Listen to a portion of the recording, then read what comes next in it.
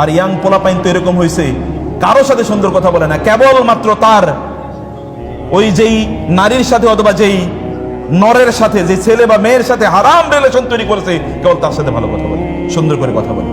এমনকি আমি বহুরে দেখেছি এরকম কিছু ইয়াং পোলাপাইন আছে, ওরা যে সকল নারীদের মেয়েদের সাথে সম্পর্ক তৈরি করছে, ওরা ওদেরকে জুতা পিটা করে। আল্লাহ তাআলা বারবার উত্তম কথার কথা বলেছেন, সুন্দর করে কথা বলো। সুন্দর কথা একটা গাছের মতো, যে গাছ আপনাকে ছায়া দেয়, ফল প্রদান করে, এবং এটার ডালগুলো হচ্ছে নিচে, ডালপালাগুলো নিচে, এবং এটার ফল এগুলো নিচে, আর এটার গোড়া মাথা যেটা তার যে শিকড় এগুলো হচ্ছে উপরে।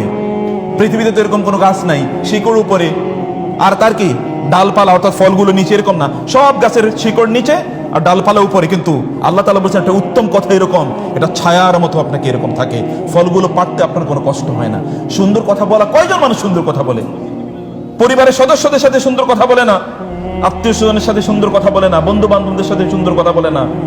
মাশাআল্লাহ, আলহামদুলিল্লাহ। কথাগুলো শুনে হৃদয় ভরে গেল, মন ছুঁয়ে গেল। প্রতিটা যুবকের উচিত এই কথাগুলো মেনে চলা। আল্লাহ যেন আমাদের সবাইকে বোঝার তৌফিক দান করেন, আমিন।